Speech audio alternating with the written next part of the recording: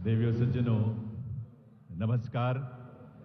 पावन प्रदेश हरियाणा की ऐतिहासिक नगरी हिसार के महाराजा अग्रसेन अंतर्राष्ट्रीय हवाई अड्डा परिसर में आयोजित इस समारोह में हार्दिक स्वागत अभिनंदन। देश के यशस्वी प्रधानमंत्री, दुनिया के सर्वाधिक लोकप्रिय नेता और विकसित भारत के शिल्पी माननीय श्री नरेंद्र मोदी जी का आप सबके करतल ध्वनि के साथ, ऊर्जा और उल्लास से भरी करतल ध्वनि के साथ प्रधानमंत्री महोदय का वंदन अभिनंदन। इस अवसर पर मंच पर गरिमामयी उपस्थिति है हरियाणा के माननीय मुख्यमंत्री श्री नायब सिंह सैनी जी का, उनका भी हार्दिक स्वागत अभिनंदन है। साथ ही उपस्थित है केंद्रीय नागरिक विमानन मंत्रालय में राज्य मंत्री श्री मुरलीधर मोहोल जी, हरियाणा सरकार में माननीय मंत्री श्री विपुल गोयल जी, कृष्ण कुमार बेदी जी और रणवीर गंगवा जी, माननीय सांसद धर्मवीर जी, सुभाष बराला जी, किरण चौधरी जी और भारतीय जनता पार्टी के प्रदेश अध्यक्ष मोहनलाल बाडोली जी, आप सभी का और दर्शक दीर्घा में विशाल संख्या में बैठे हुए आप सभी का हार्दिक स्वागत अभिनंदन वंदन। आप सभी का देवियों सज्जनों, मैं निवेदन करूंगा माननीय मुख्यमंत्री श्री नायब सिंह सैनी जी से कि वे प्रदेशवासियों की ओर से माननीय प्रधानमंत्री महोदय का स्वागत अभिनंदन करें और सबसे पहले प्रधानमंत्री जी को हमारे किसानों की मेहनत का फल, तैयार गेहूं की सुनहरी बालियों का गुच्छा और उसमें कमल के फूल जो हमारी आस्था का, आध्यात्मिकता का प्रतीक है, भेंट करके उनका स्वागत अभिनंदन करें।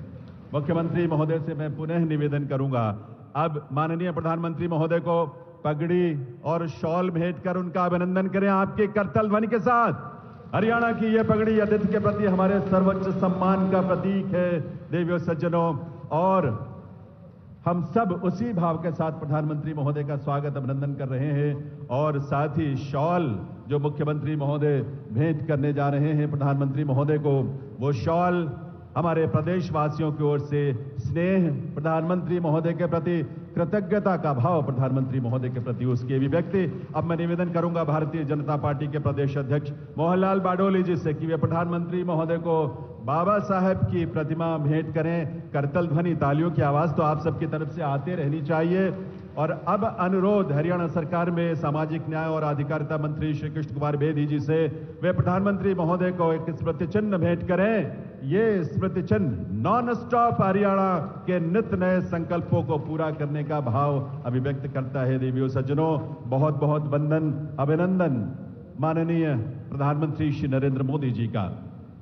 मैं अब निवेदन करूंगा माननीय मुख्यमंत्री हरियाणा श्री नायब सिंह सैनी जी से कि वे प्रदेशवासियों की ओर से माननीय प्रधानमंत्री महोदय के स्वागत के साथ साथ अपने संबोधन के लिए पधारें। माननीय मुख्यमंत्री हरियाणा श्री नायब सिंह सैनी जी।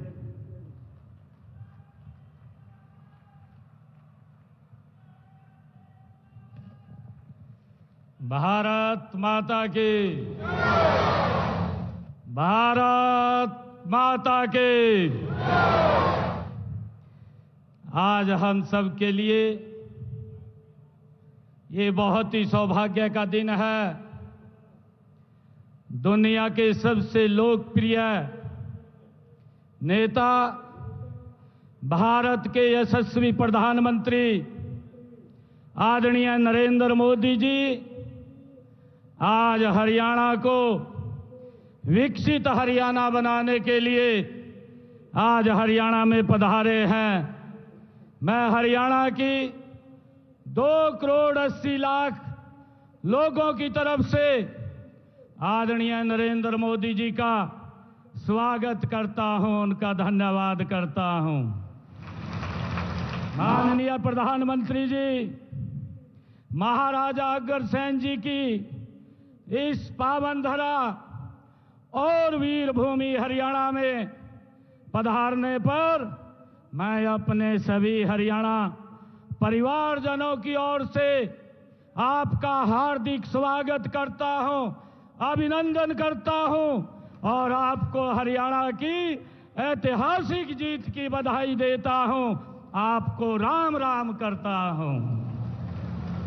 आदरणीय प्रधानमंत्री जी, यह वही हिसार है जहां की मिट्टी के मेहनत की खुशबू उठती है, जहां पशुधन की समृद्धि गूंजती है, जहां के सैनिकों ने हमेशा हंसकर देश के लिए कुर्बानियां दी हैं। आज विद्या का प्रकाश हर घर को रोशन करता है। यहाँ की राखी गढ़ी में हमें हमारी प्राचीन सभ्यता की गौरव गाथा सुनाती है, तो अग्रोहा की धरती महाराजा अग्रसेन के व्यापारिक वैभव को और सामाजिक समरसता की कहानी ये कहती है। आदरणीय प्रधानमंत्री जी, आपके आशीर्वाद से अब हमारे खेतों में सिर्फ फसलें नहीं, उम्मीदें भी लहलहाती हैं। आपके आगमन से यह ऐतिहासिक धरा विकास के सुनहरे पथ पर दौड़ पड़ी है। हिसार की हवा आज एक नया जोश है, एक नई चमक है। माननीय प्रधानमंत्री जी, आज भारतीय संविधान के शिल्पी भारत रत्न डॉक्टर साहेब भीमराव अंबेडकर जी की 135वीं जयंती है। मैं उन्हें सत सत नमन करता हूं और समूचे प्रदेश को उनकी जयंती की हार्दिक बधाई और शुभकामनाएं देता हूं। मुझे खुशी है आदरणीय प्रधानमंत्री जी, आज 14 अप्रैल का यह दिन हम सब के लिए बड़ा ही ऐतिहासिक है। आज हम सब उस क्षण के साक्षी बन रहे हैं जब इस पावन भूमि पर नवनिर्मित महाराजा अग्रसेन हवाई अड्डे से भगवान श्री राम की नगरी अयोध्या में महर्षि वाल्मीकि अंतर्राष्ट्रीय हवाई अड्डे तक हवाई उड़ानों का शुभारंभ हो रहा है। और साथ ही हरियाणा के इस पहले एयरपोर्ट के टर्मिनल के भवन का भी आपके कर कमलों द्वारा आज शिलान्यास हो रहा है। माननीय प्रधानमंत्री जी, रामनवमी के अवसर पर आपने श्रीलंका में राम सेतु के दर्शन किए, जो हमारी सांस्कृतिक धरोहर का एक जीवंत प्रमाण है। और आज से आपके नेतृत्व में हिसारवासी सीधी फ्लाइट से अयोध्या जाकर भगवान रामलला के दर्शन का पुण्य लाभ प्राप्त कर सकेंगे। आदरणीय प्रधानमंत्री जी, यह केवल एक हवाई सेवा नहीं बल्कि हमारी आस्था और संस्कृति को जोड़ने वाली एक अनमोल कड़ी है। माननीय प्रधानमंत्री जी, आपका हरियाणा से अपना एक अलग रिश्ता है और हरियाणा के लोगों का भी आपसे अपना एक अलग ही प्रेम और लगाव है। आप विधानसभा चुनाव के दौरान 28 दिसंबर 2024 को हिसार आए थे। आपने इसी स्थल से हरियाणा की जनता से तीसरी बार भारतीय जनता पार्टी की सरकार बनाने का वायदा लिया था। माननीय प्रधानमंत्री जी, मुझे आज यह कहते हुए गर्व महसूस हो रहा है कि हरियाणा के लोगों ने आपसे किया हुआ अपना वायदा पूरा कर दिया है। माननीय प्रधानमंत्री जी, जो ऐतिहासिक जीत हरियाणा में भारतीय जनता पार्टी को मिली है, यह जीत हरियाणा की जनता का आपके ऊपर विश्वास की जीत है।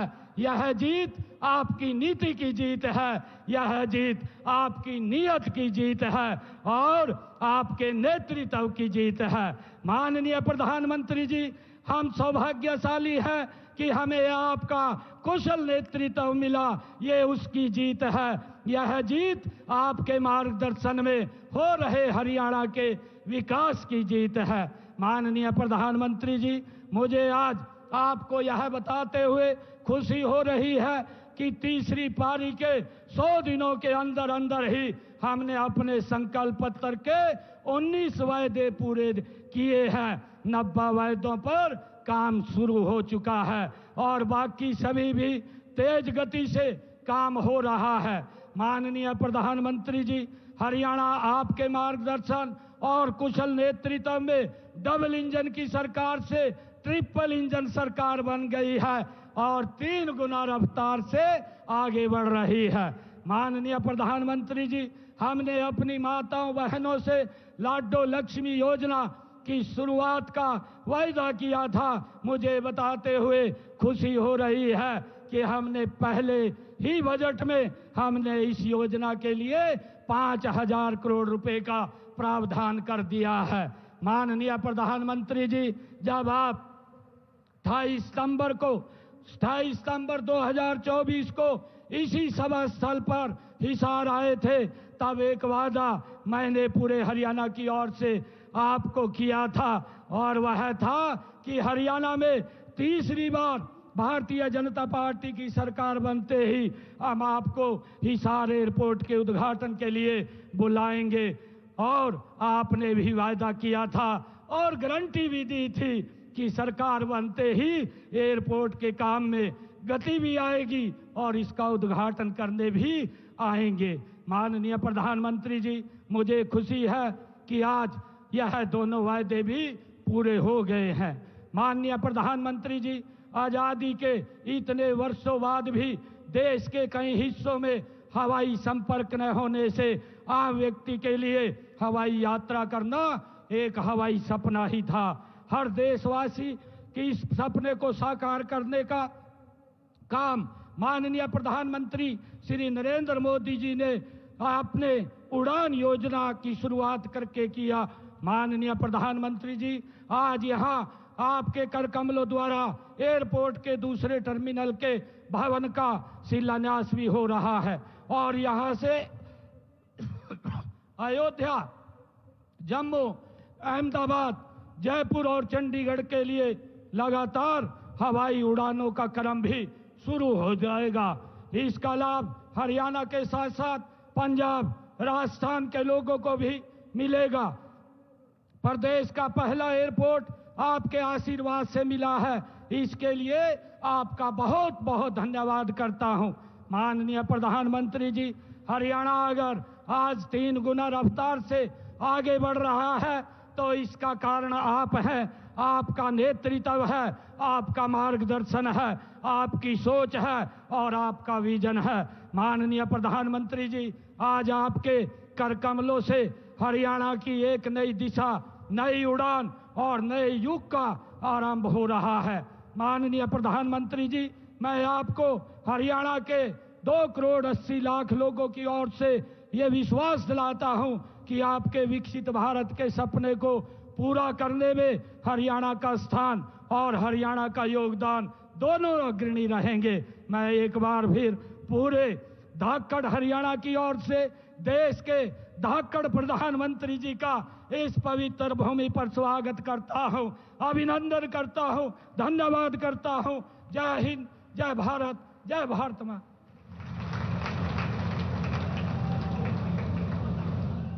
बहुत बहुत आभार माननीय मुख्यमंत्री महोदय का। देवी सज्जनों, अब समय है हमारे संकल्पों की उड़ान का। आज यहां माननीय प्रधानमंत्री महोदय महाराजा अग्रसेन अंतर्राष्ट्रीय हवाई अड्डे के दूसरे टर्मिनल के निर्माण कार्य की शिला पट्टिका का अनावरण करेंगे पहले, और फिर हिसार हवाई अड्डे से पहली व्यावसायिक उड़ान का भी शुभारंभ करेंगे। मैं निवेदन करूंगा माननीय प्रधानमंत्री महोदय से कि वे पहले रिमोट का बटन दबाकर महाराजा अग्रसेन अंतर्राष्ट्रीय हवाई अड्डे के दूसरे टर्मिनल के निर्माण की शिला पट्टिका का अनावरण करने की कृपा करें।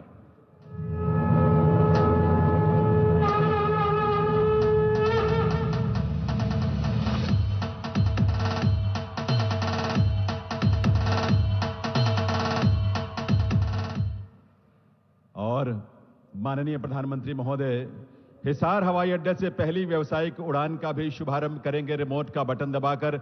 एक बार पुनः उनसे निवेदन है कि वे रिमोट का बटन दबाकर इसका शुभारंभ करें। माननीय प्रधानमंत्री महोदय।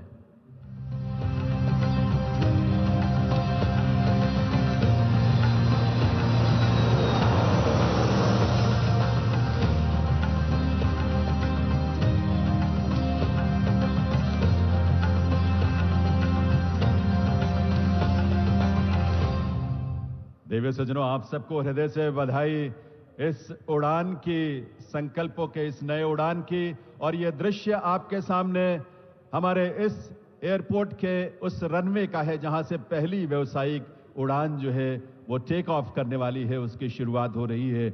और ये सजीव दृश्य आप देख पा रहे हैं और वो विमान भी आप देख पा रहे हैं जो यहां से उड़ान भरकर प्रभु श्री राम की नगरी यहां से प्रस्थान करेगी। महर्षि वाल्मीकि अंतर्राष्ट्रीय हवाई अड्डा अयोध्या धाम के लिए जो रवाना हो रही है करतल ध्वनि के साथ। आइए अपनी शुभकामनाएं दें और अपनी तरफ से बधाई भी सभी प्रदेशवासियों को, देश के लोगों को। ये उड़ान जो आपके सामने अब एक नए संकल्प के साथ आसमान छूने के लिए, आसमान की ऊंचाइयों को छूने के लिए आगे बढ़ चुकी है। बहुत बहुत आभार माननीय प्रधानमंत्री मोदी का इस उड़ान के लिए, सौगात के लिए। आज के विशेष दिन पर ये उड़ान को लेकर एक शुरुआत है जो भविष्य में और भी विस्तार पाएगा।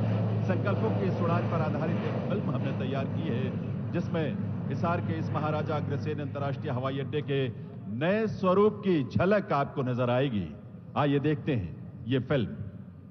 हरियाणा का दिल हिसार, जहां इतिहास की गूंज हवाओं में तैरती है और भविष्य की उड़ान तैयार है।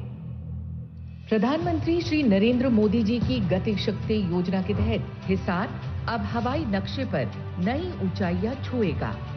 आज माननीय प्रधानमंत्री जी ने महाराजा अग्रसेन हवाई अड्डे से अयोध्या के लिए पहली उड़ान को अपने शुभ कर कमलों से रवाना किया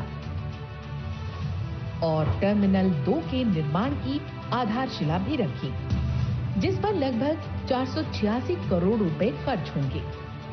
हरियाणा सरकार के सहयोग से बना ये एयरपोर्ट न केवल क्षेत्रीय विकास और रोजगार का द्वार खोलेगा, बल्कि देश के प्रमुख शहरों से सीधी हवाई कनेक्टिविटी भी सुनिश्चित करेगा। 7200 एकड़ में फैले इस इंटीग्रेटेड एविएशन हब में 4200 एकड़ पर एयरपोर्ट और 3000 एकड़ पर एविएशन हब विकसित हो रहा है। 3000 मीटर लंबा रनवे हर मौसम और हर समय उड़ानों के लिए तैयार है। ATR 72 से लेकर एयरबस 320 तक की उड़ानों के संचालन के लिए भी सक्षम। हरियाणा का ये एयरपोर्ट हर साल 21 लाख यात्रियों को संभाल सकेगा। शुरुआती उड़ानों में अयोध्या, जम्मू, जयपुर, अहमदाबाद और चंडीगढ़ को जोड़ा जा रहा है। व्यापार, पर्यटन और औद्योगिक विकास को नई रफ्तार देने के लिए हिसार हवाई अड्डा, जहां सपनों की डोर अब सीधे जुड़ती है आसमान से। आप सबकी करतल ध्वनि के साथ आइए इस अवसर को हम मिलकर मनाएं उत्साह से, जहां ये सौगात आज हम सबको मिली है प्रधानमंत्री महोदय के करकमलों से। देवी सज्जनों, माननीय प्रधानमंत्री महोदय की प्रेरणा और उनके मार्गदर्शन में हरियाणा प्रदेश ने बीते 10 वर्षों में विकास और सुशासन के नए प्रतिमान स्थापित किए हैं।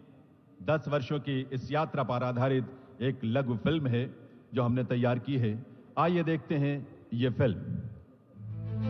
2014 देश ने एक बड़ा बदलाव देखा। मैं नरेंद्र दामोदर दास मोदी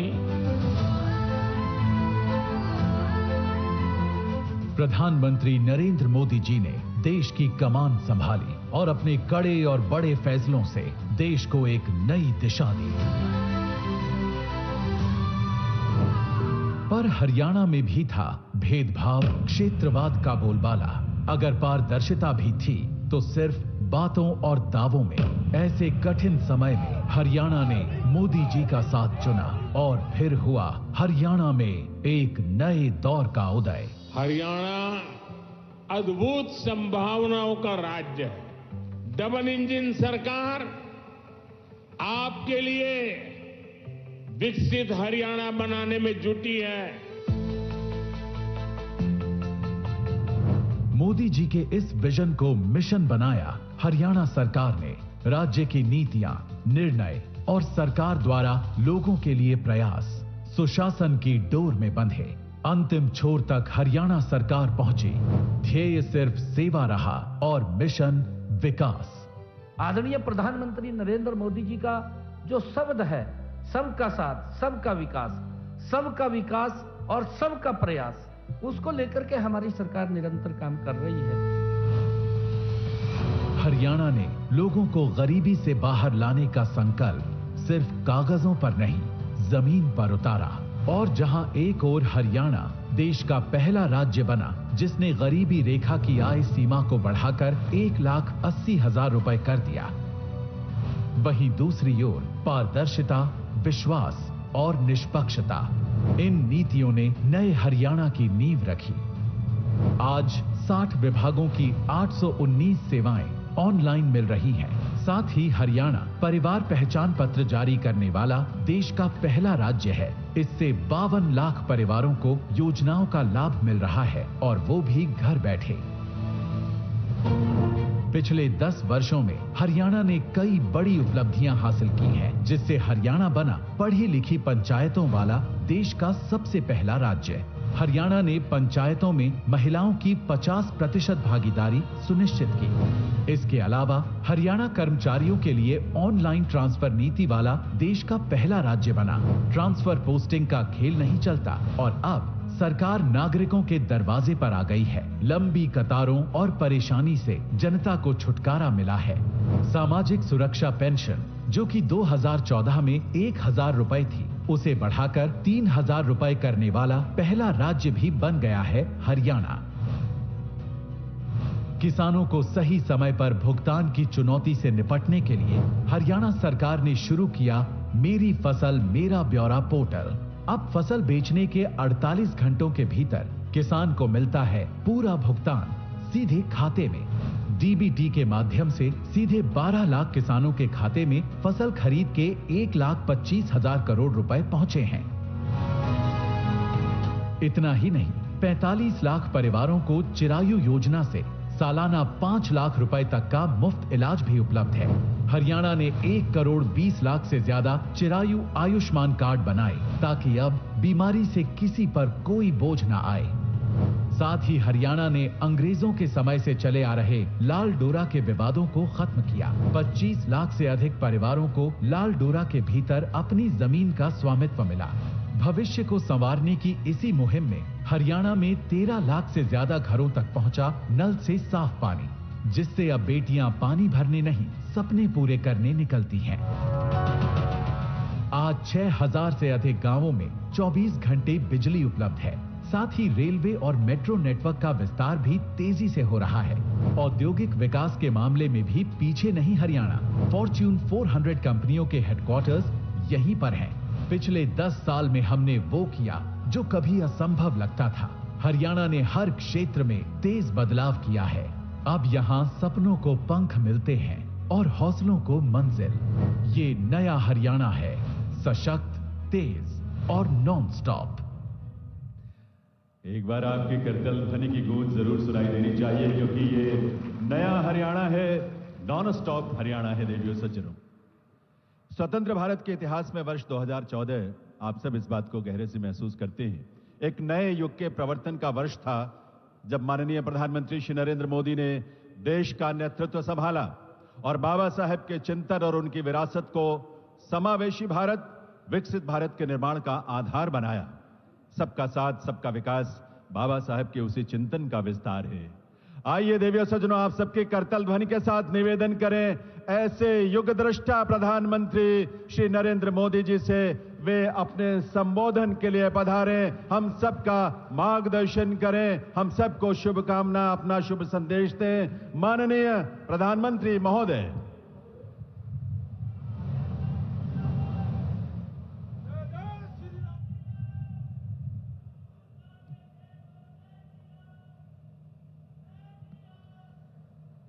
मैं कहूंगा, बाबा साहब आंबेडकर, आप सब 2 बार बोलिए, अमर रहे, अमर रहे। बाबा साहब आंबेडकर, बाबा साहब आंबेडकर, बाबा साहब आंबेडकर। हरियाणा के मुख्यमंत्री श्रीमान नायब सिंह सैनी जी, केंद्रीय मंत्रिमंडल के मेरे साथी श्रीमान मुरलीधर मोहोल जी, हरियाणा सरकार के सभी मंत्रीगण, सांसद और विधायकगण और मेरे प्यारे भाई और बहनों, हमारे हरियाणा के धाकड़ लोगों ने राम राम।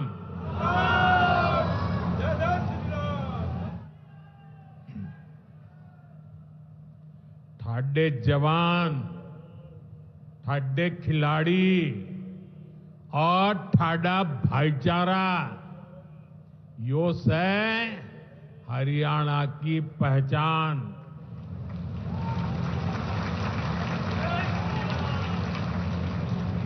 लावणी के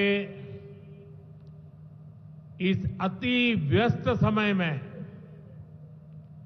आप इतनी विशाल संख्या में हमें आशीर्वाद देने पहुंचे हैं।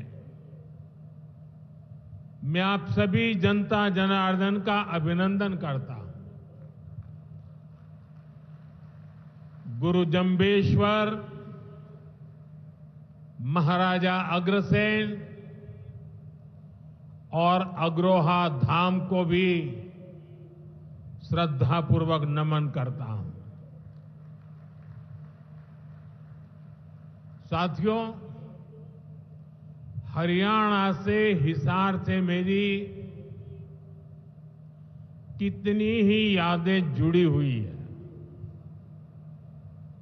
जब भारतीय जनता पार्टी ने मुझे हरियाणा की जिम्मेदारी दी थी, तो यहां अनेक साथियों के साथ मैंने लंबे समय तक मिलकर काम किया था। इन सभी साथियों के परिश्रम ने भारतीय जनता पार्टी की हरियाणा में नींव को मजबूत किया है। और आज मुझे ये देखकर गर्व होता है कि भाजपा विकसित हरियाणा, विकसित भारत के लक्ष्य को लेकर पूरी गंभीरता से काम कर रहा है। साथियों, आज का दिन हम सभी के लिए, पूरे देश के लिए और खास करके दलित, पीड़ित, वंचित, शोषित, उन सब के लिए बहुत महत्वपूर्ण दिवस है। उनके जीवन में तो दूसरी दिवाली होती है। आज संविधान निर्माता बाबा साहब आंबेडकर की जयंती है। उनका जीवन, उनका संघर्ष, उनका जीवन संदेश हमारी सरकार की 11 साल की यात्रा का प्रेरणा स्तंभ बना है। हर दिन, हर फैसला, हर नीति बाबा साहब आंबेडकर को समर्पित है। वंचित, पीड़ित, शोषित, गरीब, आदिवासी, महिलाएं, इनके जीवन में बदलाव लाना, इनके सपनों को पूरा करना, ये हमारा मकसद है। इसके लिए निरंतर विकास, तेज विकास, और यही भाजपा सरकार का मंत्र है। साथियों, इसी मंत्र पर चलते हुए आज हरियाणा से अयोध्या धाम के लिए फ्लाइट शुरू हुई है।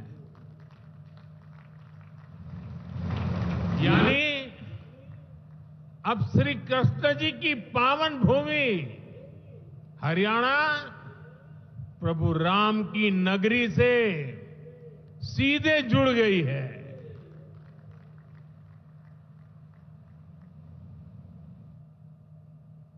अग्रसेन हवाई अड्डे से वाल्मीकि हवाई अड्डे आज सीधी उड़ान भरी जा रही है।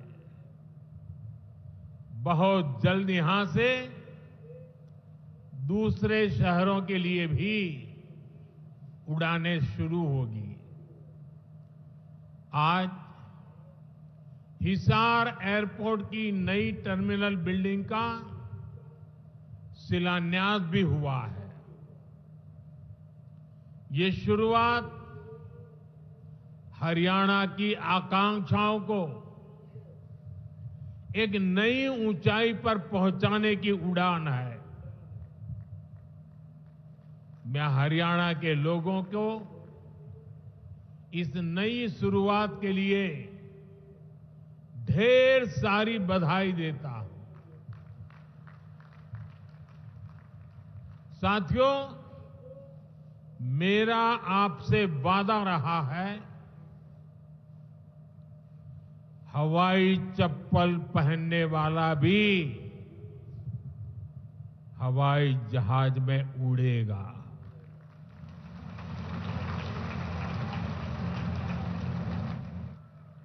और ये वायदा हम देश में चारों तरफ पूरा होता देख रहे हैं। बीते 10 सालों में करोड़ों भारतीयों ने जीवन में पहली बार हवाई सफर की है। हमने वहां भी नए एयरपोर्ट बनाए जहां कभी अच्छे रेलवे स्टेशन तक नहीं थे। 2014 से पहले देश में 74 एयरपोर्ट थे। सोचिए, 70 साल में 74।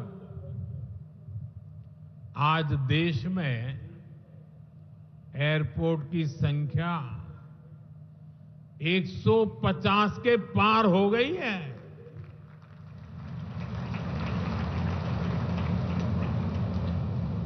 देश के करीब 90 एरोड्रम उड़ान योजना से जुड़ चुके हैं। 600 से अधिक रूट पर उड़ान योजना के तहत हवाई सेवा चल रही है। इनमें बहुत कम पैसों में लोग हवाई यात्रा कर रहे हैं और इसलिए आज हर साल हवाई यात्रा करने वालों का नया रिकॉर्ड बन रहा है। हमारी एयरलाइन कंपनियों ने भी रिकॉर्ड संख्या में 2000 नए जहाजों का, हवाई जहाजों का ऑर्डर दिया है। और जितने नए जहाज आएंगे उतनी ही ज्यादा नौकरियां पायलट के रूप में हो, एयर होस्टेस के रूप में हो, सैकड़ों नई सेवाएं भी होती है। एक जगह हवाई जहाज चलता है तब ग्राउंड स्टाफ होता है, न जाने कितने काम होता है। ऐसी अनेक सेवाओं के लिए नौजवानों को रोजगार के अवसर मिलेंगे। इतना ही नहीं, हवाई जहाज के मेंटेनेंस से जुड़ा एक बड़ा सेक्टर भी अनगिनत रोजगार बनाएगा। हिसार का ये एयरपोर्ट भी हरियाणा के नौजवानों के सपनों को नई ऊंचाई देगा। साथियों, हमारी सरकार एक तरफ कनेक्टिविटी पर बल दे रही है, दूसरी तरफ गरीब कल्याण और सामाजिक न्याय भी सुनिश्चित कर रही है। और यही तो बाबा साहब आंबेडकर का सपना था। हमारे संविधान निर्माताओं की यही आकांक्षा थी। देश के लिए मरने मिटने वालों का भी यही सपना था। लेकिन हमें ये कभी भूलना नहीं है कि कांग्रेस ने बाबा साहब आंबेडकर के साथ क्या किया। जब तक बाबा साहब जीवित थे, कांग्रेस ने उन्हें अपमानित किया। दो बार उन्हें चुनाव हरवाया। कांग्रेस की पूरी सरकार उनको उखाड़ फेंकने में लगी थी। उनको सिस्टम से बाहर रखने की साजिश की गई। जब बाबा साहब हमारे बीच नहीं रहे तो कांग्रेस ने उनकी याद तक मिटाने की कोशिश की। कांग्रेस ने बाबा साहब के विचारों को भी हमेशा के लिए खत्म कर देना चाहा। डॉक्टर अंबेडकर संविधान के संरक्षक थे। कांग्रेस संविधान की भक्षक बन गई है। डॉक्टर अंबेडकर समानता लाना चाहते थे, लेकिन कांग्रेस ने देश में वोट बैंक का वायरस फैला दिया। साथियों, बाबा साहब चाहते थे कि हर गरीब, हर वंचित गरिमा से जी सके, सर ऊंचा करके जिए, वो भी सपने देखें, अपने सपने पूरे कर सके। लेकिन कांग्रेस ने एससी, एसटी, ओबीसी को सेकंड क्लास सिटीजन बना दिया। कांग्रेस के लंबे शासनकाल में कांग्रेस के नेताओं के घर में स्विमिंग पूल तक पानी पहुंच गया, लेकिन गांव में नल से जल नहीं पहुंचा। आजादी के 70 साल बाद भी गांवों में सिर्फ 16% घरों में नल से जल आता था। सोचिए, 100 घर में से 16 घर में। इससे सबसे ज्यादा प्रभावित कौन थे? इससे एससी, एसटी, ओबीसी सबसे ज्यादा प्रभावित थे। अरे उनकी इतनी ही चिंता थी, आज जो गली गली में जाके भाषण झाड़ रहे हैं, अरे कम से कम मेरे एससी, एसटी, ओबीसी भाइयों के घर तक अरे पानी तो पहुंचा देते। हमारी सरकार ने 6-7 साल में 12 करोड़ से ज्यादा ग्रामीण घरों में नल कनेक्शन दिए हैं। आज गांव के 80% घरों में, यानी पहले 100 में से 16, आज 100 में से 80 घरों में नल से जल आता है। और बाबा साहब का आशीर्वाद है, हम हर घर तक नल से जल पहुंचाएंगे। शौचालय के अभाव में भी सबसे बुरी स्थिति एससी, एसटी, ओबीसी समाज की ही थी। हमारी सरकार ने 11 करोड़ से ज्यादा शौचालय बनवाकर वंचितों को गरिमा का जीवन दिया है। साथियों, कांग्रेस के जमाने में एससी, एसटी, ओबीसी के लिए बैंक का दरवाजा तक नहीं खुलता था। बीमा, लोन, मदद, ये सारी बातें सब सपना था। लेकिन अब जनधन खातों के सबसे बड़े लाभार्थी मेरे एससी, एसटी, ओबीसी के भाई बहन हैं। हमारे एससी, एसटी, ओबीसी भाई बहन आज गर्व से जेब में से रुपए कार्ड निकाल करके दिखाते हैं। जो अमीरों के जेब में कभी रुपए कार्ड हुआ करते थे, वो रुपए कार्ड आज मेरा गरीब दिखा रहा है।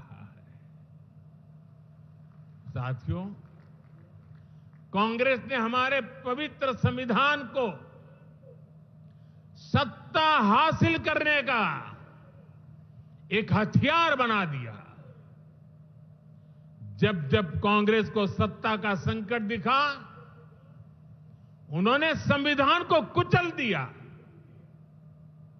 कांग्रेस ने आपातकाल में संविधान की स्पिरिट को कुचला, ताकि जैसे तैसे सत्ता बनी रहे। संविधान की भावना है कि सबके लिए एक जैसी नागरिक संहिता हो, जिसे मैं कहता हूं सेक्युलर सिविल कोड।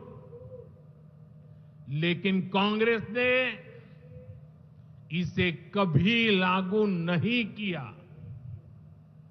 उत्तराखंड में भाजपा सरकार आने के बाद सेक्युलर सिविल कोड, समान नागरिकता संहिता, ये लागू हुई।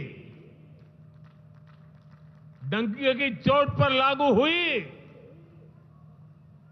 और देश का दुर्भाग्य देखिए, संविधान को जेब में लेकर के बैठे हुए लोग, संविधान पर बैठ गए हुए लोग, ये कांग्रेस के लोग उसका भी विरोध कर रहे हैं। साथियों, हमारे संविधान ने एससी, एसटी, ओबीसी के लिए आरक्षण का प्रावधान किया।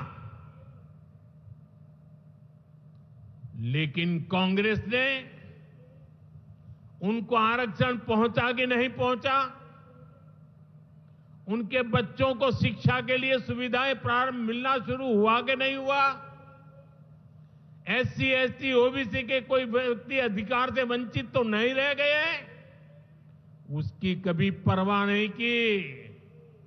लेकिन राजनीतिक खेल खेलने के लिए कांग्रेस ने बाबा साहब आंबेडकर ने जो सपना देखा था, सामाजिक न्याय के लिए संविधान में जो व्यवस्था की थी, उसको भी पीठ में छुरा भोंककर उस संविधान के उस प्रावधान को तुष्टीकरण का माध्यम बना दिया। अभी आपने भी समाचारों में सुना होगा, कर्नाटका की कांग्रेस सरकार ने टेंडर में भी अब एससी, एसटी, ओबीसी के अधिकार छीन करके धर्म के आधार पर आरक्षण दे दिया। जबकि संविधान में बाबा साहब आम्बेडकर ने साफ साफ शब्दों में चर्चा में कहा था कि संविधान में कतई धर्म के आधार पर आरक्षण की व्यवस्था नहीं की जाएगी। और हमारे संविधान ने धर्म के आधार पर आरक्षण के लिए प्रतिबंध लगाया हुआ है। साथियों, कांग्रेस की तुष्टीकरण की इस नीति का बहुत बड़ा नुकसान मुस्लिम समाज को भी हुआ है। कांग्रेस ने सिर्फ कुछ कट्टरपंथियों को ही खुश किया है, बाकी समाज बेहाल रहा, अशिक्षित रहा, गरीब रहा। कांग्रेस की इस कुनीति का सबसे बड़ा प्रमाण वक्फ कानून है। देश आजाद होने के बाद 2013 तक वक्फ का कानून चलता था, लेकिन चुनाव जीतने के लिए, तुष्टीकरण की राजनीति के लिए, वोट बैंक की राजनीति के लिए 2013 के आखिर में, आखिरी सत्र में कांग्रेस ने इतने सालों तक चल रहे वक्फ के कानून में आनन फानन संशोधन कर दिया ताकि चुनाव में वोट पा सके। वोट बैंक को खुश करने के लिए इस कानून को ऐसा बना दिया कि बाबा साहब आम्बेडकर के संविधान की ऐसी की तैसी संविधान से ऊपर कर दिया। ये बाबा साहब का सबसे बड़ा अपमान का काम था। साथियों, ये कहते हैं कि उन्होंने मुसलमानों के हित में किया। मैं जरा ऐसे सभियों से पूछना चाहता हूं, वोट बैंक के भूखे इन राजनेताओं से कहना चाहता हूं, अगर सच्चे अर्थ से आपके दिल में मुसलमानों के लिए थोड़ी भी हमदर्दी है तो कांग्रेस पार्टी अपने पार्टी के अध्यक्ष मुसलमान को बनाए। क्यों नहीं बनाते भाई? संसद में टिकट देते हैं, 50% मुसलमानों को दो। जीत करके आएंगे तो अपनी बात बताएंगे, लेकिन ये नहीं करना है। कांग्रेस में तो कुछ नहीं देना है। देश के नागरिकों के अधिकारों को छीनना और देना, इनकी नीयत किसी का भी भला करने की कभी नहीं रही, मुसलमानों का भला करने की भी नहीं रही। यही कांग्रेस की अच्छी सच्चाई है। साथियों, वक्फ के नाम पर लाखों हेक्टेयर जमीन पूरे देश में है। इस जमीन, इस प्रॉपर्टी से गरीब का, बेसहारा महिलाओं बच्चों का भला होना चाहिए था। और आज ईमानदारी से उसका उपयोग हुआ होता तो मेरे मुसलमान नौजवानों को साइकिल के पंक्चर बना करके जिंदगी नहीं गुजारनी पड़ती। लेकिन इससे मुट्ठी भर भू माफिया का ही भला हुआ। पसमानदा मुस्लिम इस समाज को कोई फायदा नहीं हुआ। और ये भूमाफिया किसकी जमीन लूट रहे थे? ये दलित की जमीन लूट रहे थे, पिछड़ों की जमीन लूट रहे थे, आदिवासी की जमीन लूट रहे थे, विधवा महिलाओं की संपत्ति लूट रहे थे। सैकड़ों विधवा मुस्लिम महिलाओं ने भारत सरकार को चिट्ठी लिखी, तब जाके कानून की चर्चा आई है। वक्फ कानून में बदलाव के बाद अब ये गरीबों से जो लूटा जा रहा है वो बंद होने वाला है।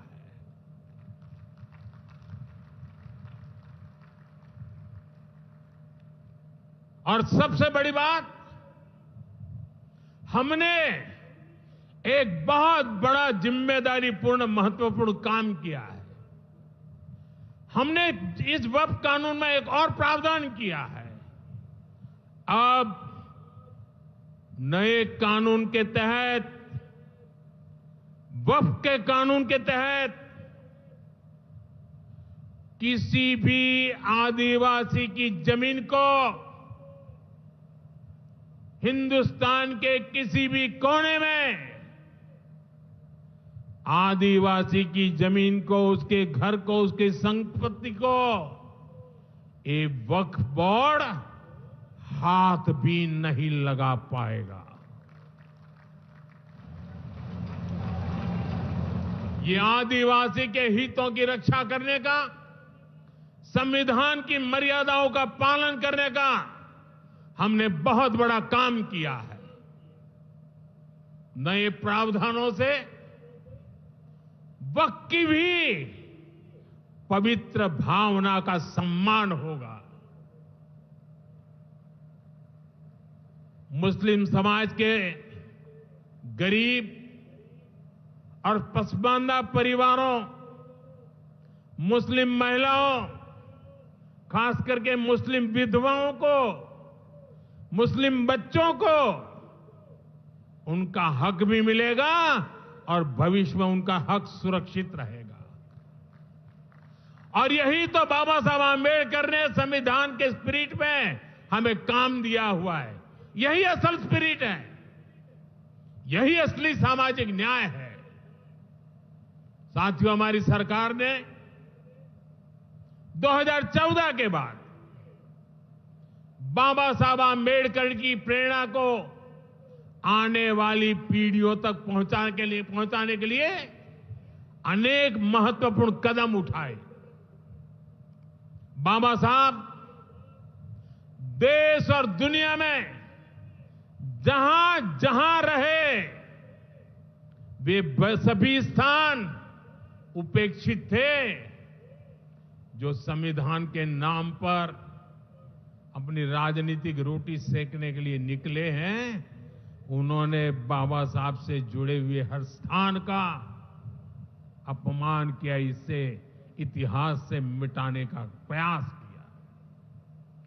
स्थिति ये थी कि मुंबई के इंदु मिल में बाबा साहब आंबेडकर का स्मारक बनाने के लिए भी देश भर में लोगों को आंदोलन करने पड़े। हमारी सरकार ने आते ही इंदु मिल के साथ साथ बाबा साहब आंबेडकर की महू की जन्मभूमि हो, बाबा साहब आंबेडकर जी की लंदन की शिक्षा भूमि हो, दिल्ली में उनकी महापरिनिर्वाण स्थली हो, या फिर नागपुर की दीक्षा भूमि हो, हमने सभी का विकास किया। इनको पंच तीर्थ के रूप में विकसित किया है। मेरा सौभाग्य है कि कुछ दिन पहले ही मुझे दीक्षा भूमि में जाकर, नागपुर जाकर बाबा साहब को नमन करने का अवसर मिला। साथियों, कांग्रेस के लोग सामाजिक न्याय की बड़ी बड़ी बातें करते हैं, लेकिन हमें ये भी याद रखना है कि कांग्रेस ने बाबा साहब आंबेडकर और चौधरी चरण सिंह जी, इन दोनों महान सपूतों को भारत रत्न नहीं दिया था। बाबा साहब आंबेडकर को भारत रत्न तब मिला जब केंद्र में भाजपा के समर्थन वाली सरकार बनी।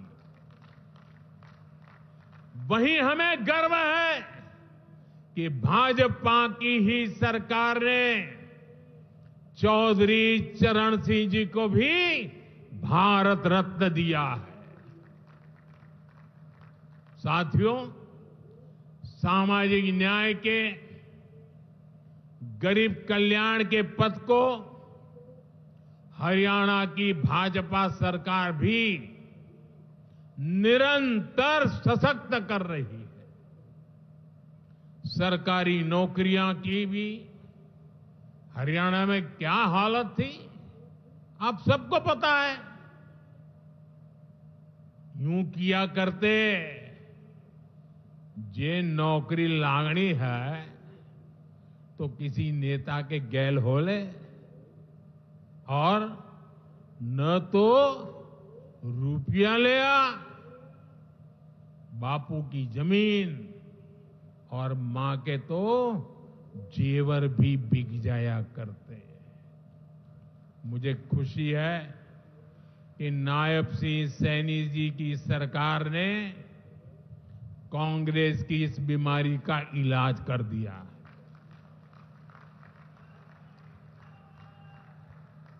बिना खर्ची, बिना पर्ची के नौकरियां देने का जो ट्रैक रिकॉर्ड हरियाणा का है वो अद्भुत है। और मुझे गर्व है कि मुझे ऐसे साथी मिले हैं, ऐसी साथी सरकार मिली है। यहां के 25,000 नौजवानों को सरकारी नौकरी ना मिले, इसके लिए कांग्रेस ने एड़ी चोटी का जोर लगा दिया था। लेकिन इधर मुख्यमंत्री नायब सैनी जी ने शपथ ली, उधर हजारों युवाओं को नियुक्ति पत्र जारी कर दिए गए। यह है भाजपा का, सरकार का सुशासन। और अच्छा ये है कि नायब सिंह सैनी जी की सरकार आने वाले वर्षों में हजारों नई नौकरियों का रोड मैप बना करके चल रही है।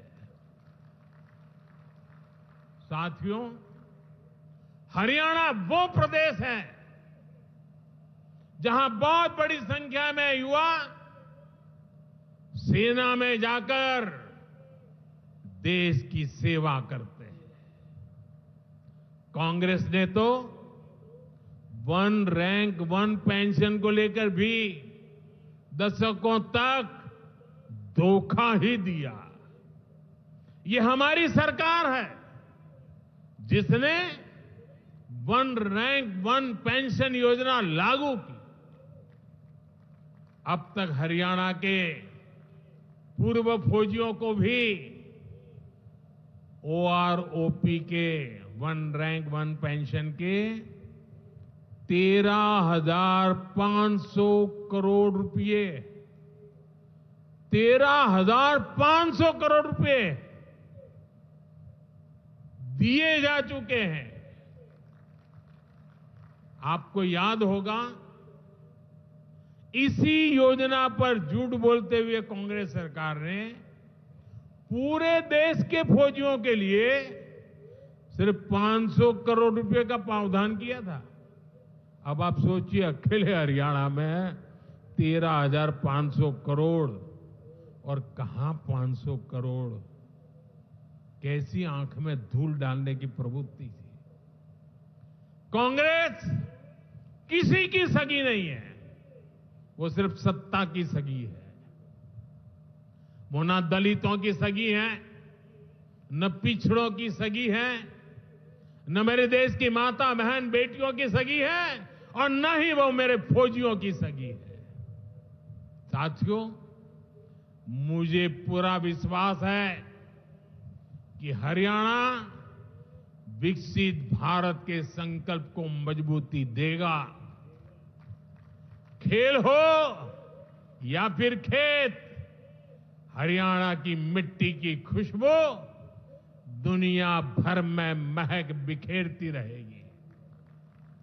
मुझे हरियाणा के अपने बेटे बेटियों पर बहुत भरोसा है। ये नया एयरपोर्ट, ये नई उड़ान हरियाणा के सपनों को पूरा करने की प्रेरणा बने और इतनी विशाल संख्या में आप आशीर्वाद देने आए, ये मेरा सौभाग्य है। मैं आपको सर झुका करके नमन करता हूं और अनेक सफलताओं के लिए अनेक अनेक शुभकामनाएं देता हूं, बहुत बहुत बधाई देता हूं। मेरे साथ बोलिए भारत माता की, भारत माता की, भारत माता की। बहुत बहुत धन्यवाद। आइए हम सब अपने अपने स्थान पर खड़े होकर हृदय से आभार व्यक्त करें माननीय प्रधानमंत्री श्री नरेंद्र मोदी जी का। करतल ध्वनि की गूंज पूरे देश में सुनाई देनी चाहिए। बहुत बहुत आभार हरियाणा प्रदेश के जन जन की ओर से, आप सभी की ओर से, इस देश के यशस्वी प्रधानमंत्री श्री नरेंद्र मोदी जी का। आज का दिन आपने हरियाणा प्रदेश की विकास यात्रा को समर्पित किया है। बाबा साहेब की 135वीं जयंती को आपने इस रूप में हरियाणा प्रदेश के हर वासी को समर्पित किया है, जिसका आज यहां के कार्यक्रम के बाद अगला पड़ाव यमुनानगर है।